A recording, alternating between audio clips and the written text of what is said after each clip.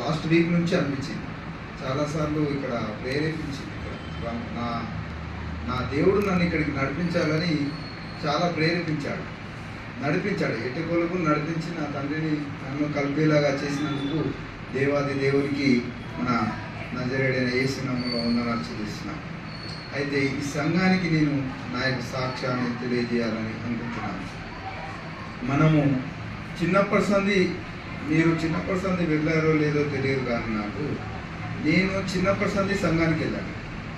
హెబ్రోన్ సహవాసం అని చెప్పేసి మన జిల్లెలగూడలో ఉండేది.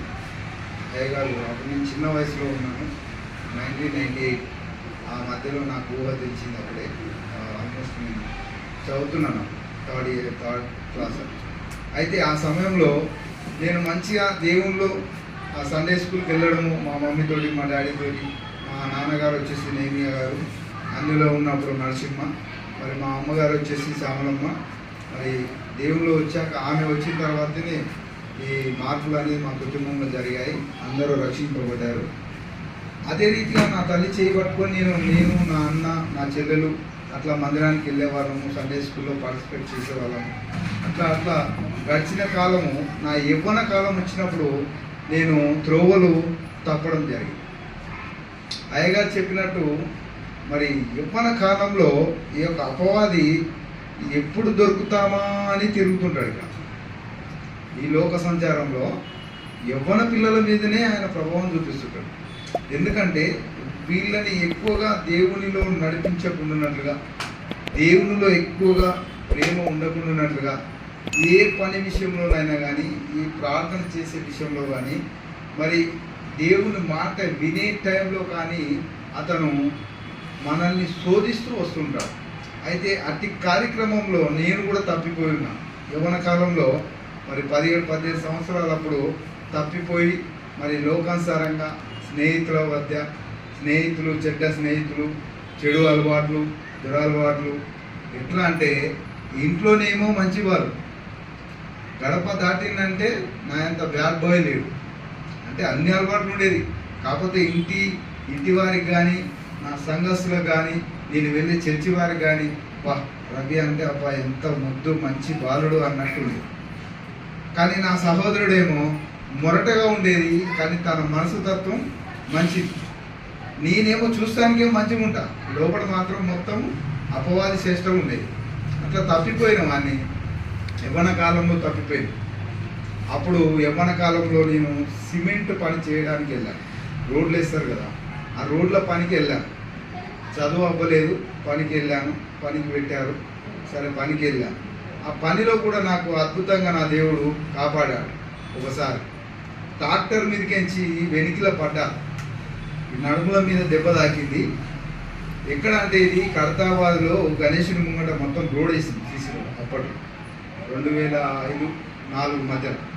అయితే అప్పుడు అక్కడ ఏరియాలో నేను పనిచేస్తున్నప్పుడు అన్యుల వెంబడే పోయి వాళ్ళ పాటలు, లోకానుసారమైన పాటలు పాడుకుంటూ, లోకానుసారమైన చెడు అలవాట్లు చేసుకుంటూ, చెడు వ్యసనాలకు అలవాటు పడుతూ అలా నేను ఆ యొక్క రోడ్ల పనిలో ఉంటుండగా ఒకరోజు నేను కింద పడితే మన దేవాతి దేవుడు ఉంటాడా, మరి మన నెట్టైనా ఎరిగిన మనిషి ఎట్లా ఎరిగిండు? తల్లి గర్భంలో మీరు బైబిల్ ధ్యానం చేసి తెలుస్తుంది. అయితే తల్లి గర్భంలో రక్తపు పిండమై ఉన్నప్పుడే నిన్ను గుర్తించుడు నీ ప్రభువు. అట్లాంటి ప్రభువు నిన్ను ఎట్లా వదులుకుంటాడు? అయితే నేను లోకానుసారంగా మునిగిపోయినా కదా, ఈ యొక్క చెడు అలవాట్ల మీద, చెడు స్నేహితుల మీద, ఈ ఆత్మీయమైన స్నేహితులందరూ పక్కకి వెళ్ళిపోయారు. అపవాదం ఏం చేస్తారంటే వీళ్ళని దగ్గర చేస్తారు, ఇక్కడ ఉన్న వాళ్ళని దగ్గర చేయరు. అట్లా నన్ను ఇక్కడ నడిపించింది. అయితే దేవాతి దేవుడు మరి ఎనికిల ఏ బండి రాకున్నట్లుగా నేను కింద పడ్డ తర్వాత నానంతకు నేనే 2 నిమిషాల తర్వాత లేచి మళ్ళా సైడ్కి వెళ్ళి ఆ డాక్టర్ ఆపితే ఎక్కింది. అప్పటికి తెలియదు. తర్వాత ఏదోలే నేను బతికి బయటపడ్డాను. ఆయన ఏమంటాడంటే నా బిడ్డల మీద, దుష్టుల మీద కానీ, మంచి వాళ్ళ మీద కానీ నా చూపులు ఉంటాయని అంటాడు. సామెతల గ్రంథం 15:3లో ప్రతి ఒక్కరి మీద నేను చూస్తున్నాను, ప్రతి ఒక్కరిని చూస్తున్నాను. భూమి మీద ప్రతి ఒక్కరు ఏ పని చేస్తున్నారు, మంచివారు ఏ పని చేస్తున్నారు, దేవుని బిడ్డలు ఏ పని చేస్తున్నారు, చెడ్డవారు ఏ పని చేస్తున్నారు అనే విషయాన్ని కూడా ఆయన తేట తెల్లంగా చెప్పాడు. అయితే అవన్నీ నేను పట్టించుకోలేదు, ఎందుకంటే నేను లోకానుసారంగా ఉన్నాగా. ఇంటికి వచ్చే వరకు ఏమో తల్లిదండ్రులకు మంచి కుమారులాగా ఉన్నా, బయటికి వెళ్ళే వరకు నా చేష్టలు వేరేలాగా ఉన్నాయి. అట్లా మొదటిసారి తప్పిపోయినా తర్వాత మళ్ళా నన్ను నా దేవుడు తన మందిరానికి నడిపించుకున్నాడు. తన మందిరానికి ఒక యవనస్తుని ద్వారా మరి మాటలు చెప్పి మళ్ళా ఎలాగైతే సువార్త మళ్ళీ నాకు చెప్పారో అలాగా సువార్త చెప్పి నన్ను మందిరానికి నడిపించడం జరిగింది. ఆ పరిశుద్ధాత్మ ద్వారా నేను మళ్ళీ మందిరానికి వెళ్ళాను. మందిరానికి వెళ్ళిన తర్వాత మరి పెళ్ళి చేసుకునే ఒక సమయం వచ్చింది.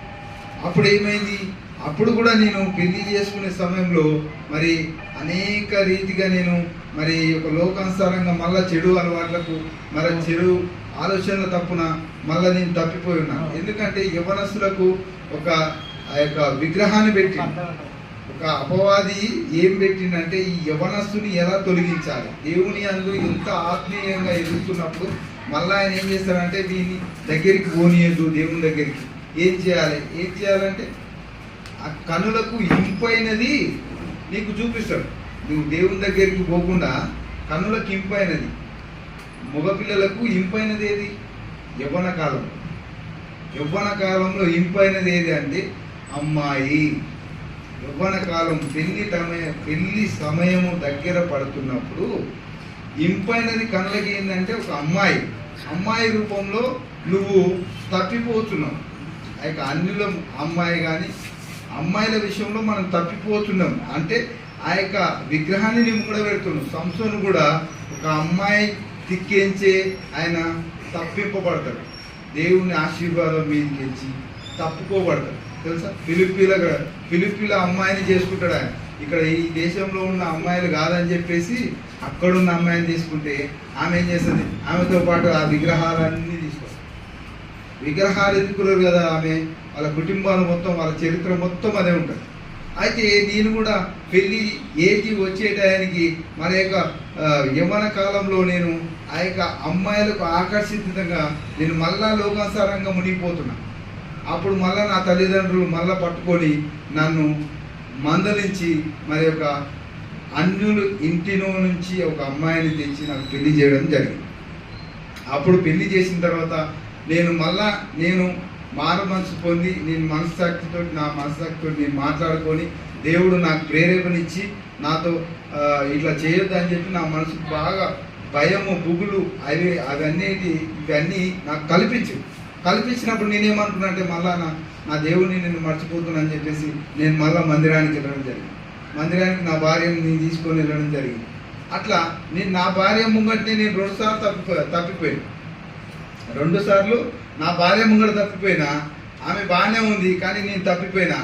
ఇప్పుడు నేను తప్పిపోయింది కదా, మళ్ళా నన్ను నా దేవుడు పిలుచుకున్నాడు. ఎట్లా పిలుచుకున్నాడు, నీ కుమారుడి కదా, నేను ఆయన కుమారునే కదా, మనమందరం ఆయన పిల్లలమే. ఆయన చేతి స్వహస్తాలతో ఆయన తన చేతులతో మిమ్మల్ని చేసుకున్నాడు. తన పోలికల చొప్పున మనల్ని చేసుకున్నాడు. తన శరీరం ఎలా ఉందో మనకు ఆ శరీరాన్ని ఇచ్చిన దేవుడు మరి నా బిడ్డ ఎందుకు ఇట్లా తప్పిపోతుందని చెప్పేసి మళ్ళా నా పరిశుద్ధాత్మ ద్వారా నాతో మాట్లాడి మరి ఆ యొక్క ఊపిలో నుంచి మళ్ళా నన్ను బయటికి తీసుకొచ్చాడు. 2015 సంవత్సరం అనుకుంటా. నేను అప్పుడు 21 days ఉపవాసం ఉన్నాను. 21 days కాకమునిపే నా దేవుడు నేను చేసిన ప్రతి పాపములను అగాధ భూజలము అవతలికి పడేసి. కొంతమంది ఎట్లా అంటే నేను 3rd floorలో ఉండేవాడిని. స్లమ్ ఏరియా నేను ఉండేది నందనవనంలో. అప్పుడు అయితే 3rd floorలో ఉండేది. నేను ఒక్కనే నా రూమ్లో నేను ప్రార్థన చేసుకునేది. కఠిన ఉపవాసంతో ఉండేది. నేను బాగా మంచిగా శ్రద్ధగా కలిగి బాగా ఉన్నాను. అప్పుడు నా దేవుడు 17 రోజుల తర్వాత నా ఆ యొక్క స్వప్నంలో ఆ దర్శనంలో నాకు చూపిస్తున్నాడు. ఇవన్నీ మూటలు పోతున్నాయి కిందికి. అమ్మ ఏది మూటలని నేనే అడుగుతున్నా దూతల్ని, ఏది ఇవన్నీ మూటలు అంటే ఆయన ఎక్కడో ఉన్నాడు కింద. అవన్నీ తీసుకొని అక్కడ పడేస్తున్నాడు మూటలని. ఇంకా వస్తున్నాయి నీ రూమ్లో. అమ్మ మూటలు ఏందని చెప్పి రేపు పొద్దుగా మార్నింగ్ పోయి మా మమ్మీకి చెప్పిన, మమ్మీ ఇట్లా అయింది మమ్మీ నాకు అంటే. ఆమె చాలా విశ్వాసరాలు. ఆమె అంటుంది, నీ పాపములు ఈ రోజు నుంచి మొత్తము తీసివేయబడ్డాయి. ఇక భయపడకు బిడ్డ, ఇప్పటి నుంచి అన్న నువ్వు నిజ దేవుడిని తెలుసుకొని నిజమైన మార్గంలో నీ దేవుడు నిన్ను ఆశీర్వదిస్తాడు అని చెప్పి.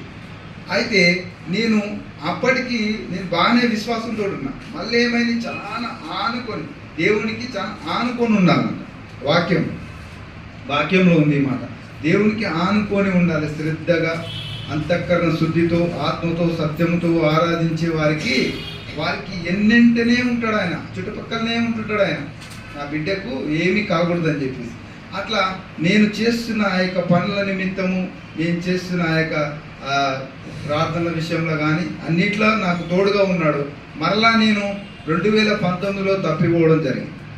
2019లో నా చిన్న కుమారుడు పుట్టాడు. అతను పుట్టేటప్పుడు మరి ఆ యొక్క చెత్త బండి ఉంది నా దగ్గర. ఆ చెత్త బండి విషయంలో మరి దేవుడు నాకే ఇచ్చాడు అది బతకనీకే. మరి ఏ పనులు చేసి బతుకుతావు, ఓ రోజు ఈ పని చేస్తున్నావు, ఇగో గవర్నమెంట్కి నుంచి బండి ఇస్తున్నాను బతుకుపోను. దేవుని కృప చొప్పున నాకు ఆ బండి వచ్చింది. ఆ బండి వచ్చిన కాడ నుంచి పొద్దుగాలు లేవడం జరుగుతుంది, పని పోవడం జరుగుతుంది. కానీ ఆత్మీయంగా నేను చాలా దూరమైన చెడ్డ స్నేహితులు మళ్ళా తయారయ్యారు. ఆ యొక్క గలీజ్ పనిలో ఆ యొక్క మనుషులు ఎట్లాంటి వారు అంటే పొద్దుగాల మార్నింగ్ 3 గంటలకి ఎవరన్నా నీళ్ళు తాగుతారా, మందు తాగుతారా? నీళ్ళు తాగుతారుగా లేచి. అక్కడ ఉన్న పబ్లిక్ ఏం చేస్తారంటే మార్నింగే 9 చేస్తారు. ఆ 9 చేస్తే కానీ వాళ్ళకి అది చెత్త పుట్ట అవుతుంది ఇక్కడ.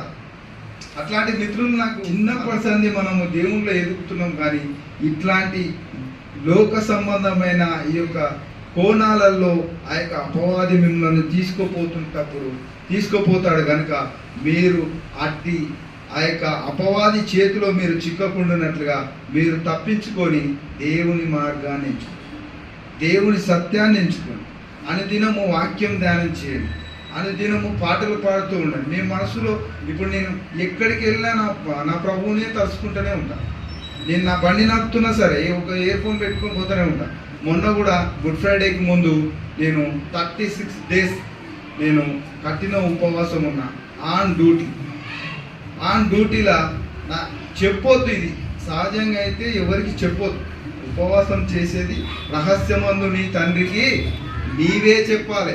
నీ తండ్రి చూస్తాడు నీవు పడే కష్టాన్ని, నువ్వు చేసే ప్రార్థనలన్నిటినీ నీ తండ్రి చూస్తాడని వాక్యంలో సెలవిస్తుంది. అయితే మా యజమానుడు పదే అడగడం వల్ల నేను చెప్పిన, నన్ను డిస్టర్బ్ చేయకండి, నేను ఉపవాసంలో ఉన్నాను, మీరు కావాలంటే మీరు వెళ్ళి భోజనం చేయండి. అయితే 2 రోజుల తర్వాత 3 రోజుల తర్వాత మేము ఒకరోజు తినలేక మేము ఉండేవాళ్ళం కదా, మరి నువ్వు ఇన్ని రోజులు ఎందుకున్నావు, 3 రోజులు ఉన్నావు కదా, ఏమనిపిస్తలేదా అంటే నేను ఒకటే మాట చెప్పిన, ఏలియాను కాకులతో రొట్టెలు పంపించి యెహోవా ఎలాగైతే పోషించాడో ఆయనకి ఇదే మాట. ఆయన అన్యుడు, అనేక టెంపుల్లు తిరుగుతుంటాడు. మళ్ళా మన దగ్గరకు వచ్చే వరకు అతను నాకు ఒకటే అంటాడు. ఆయనకు నేను ఈ సాక్ష్యం ఇచ్చాను, ఈ యొక్క ఏలియాకు ఎవరైతే కాకులతోటి రొట్టెలు పంపి ఆయనకు భోజనం పంపించాడో ఆ దేవుడే నన్ను పోషిస్తాడన్న. అలేలే. ఆ మాట వినంగానే ఆయన ఇక మళ్ళీ మాట రాలే. నెక్స్ట్ డే నన్ను ఏం అడగలేక. ఆ తోటి ఉన్న వాళ్ళ కొలీగ్స్ కూడా ఏమనంటే వాళ్ళే మాట్లాడారు. ఆయన డిస్టర్బ్ చేస్తే ఆయన ధ్యానం. నేను కారు ఆపిందనుకో, నా కారులో కొత్త నిబంధన ఉంటుంది, న్యూ టెస్ట్మెంట్, అది కంప్లీట్ చేయాలని పెట్టుకున్నా. ఇంటికాడనేమో ఓల్డ్ టెస్ట్మెంట్ చదువు, ఖాళీగా లేదు. నేను అందుకే అపవాదికి టైం ఇవ్వద్దు. అపవాదికి టైం ఇస్తే మన హృదయంలో చేరుతాడు, చేరి నానా గలిబిలు చేసేస్తాడు. ఇప్పటికే నేను నా తండ్రిని విడిచి 3 సార్లు అయింది, ఇది 4వసారి. దేవునికి స్తోత్రము. ప్రేమతోటి నన్ను ఆహ్వానించున్న నా దేవుడు, ప్రేమతోటి ఆయన కొట్టలే తిట్టలే. నీ హృదయాన్ని నాకు ఇయ్యి అన్నాడు. నీ హృదయమే నా ఆలయం అన్నాడు. మన హృదయాలను అడుగుతుండే ఆయన. ఏం అడుగుతాడు? సత్యముతోటి నీ హృదయాన్ని నాకు ఇవ్వు, అనుదినము నన్ను వెంబడించు అంటున్నాడు. మనము ఆయనను వెంబడిస్తే సమస్తము నీ కాళ్ళ కింద పెడతా అంటున్నాడు. నా సాక్ష్యం ఇది. మరి నేను ఇన్నిసార్లు తప్పిపోయినా కూడా నా దేవాతి దేవుడు నన్ను వెన్నంటే ఉండి నాకు అవసరం ఉన్నది ప్రతిదీ నాకు ఇస్తూ, నన్ను సంతోషపెరుస్తూ, మరి నా పిల్లల విషయంలో కానీ నాకు మంచి ఆయుర ఆరోగ్యాలు ఇస్తూ మరి నడిపిస్తున్న దేవునికి వందనాలు చెల్లిస్తున్నాను. మీరు కూడా మీ సమస్య విషయంలో మీరు భయపడకండి, దేవుని తట్టు తిరగండి, నిజ దేవుణ్ణి తెలుసుకోండి. మీరు నాలాగా తప్పిపోరు. నేను ఒకటే మాట చెప్తున్నాను, నేను ఎలాగైతే తప్పిపోతున్నానో లోకానుసారంగా ఈ చిన్న చిన్న వాటికి మన సంఘానికి మనం మొదలుపెట్టే వారుగా ఉండొద్దు. దైవజనులు చెప్పిన మాట ఎందుకంటే మరి దేవుడు వారికి ఇచ్చిన ఆజ్ఞల ప్రకారము మనకు బోధించడానికి వారిని అభిషేకించాడు. వారు చెప్పే ప్రతి మాటను మనము స్వీకరిస్తూ మరి వారు చెప్పే ఆ యొక్క మార్గంలో మనం వెళ్ళినట్టయితే దేవుని ఆశీర్వాదము నిండుగా పొందుకుంటామని ఈ యొక్క నాకు సమయం ఇస్తున్న అయ్యగారికి మరి నా చిన్న సాక్ష్యాన్ని మీరు విన్నందుకు మీకు నా కృతజ్ఞతాస్తుతులు చెల్లిస్తున్నాను. అయ్యగారికి ఉన్నాను. Thank you so much.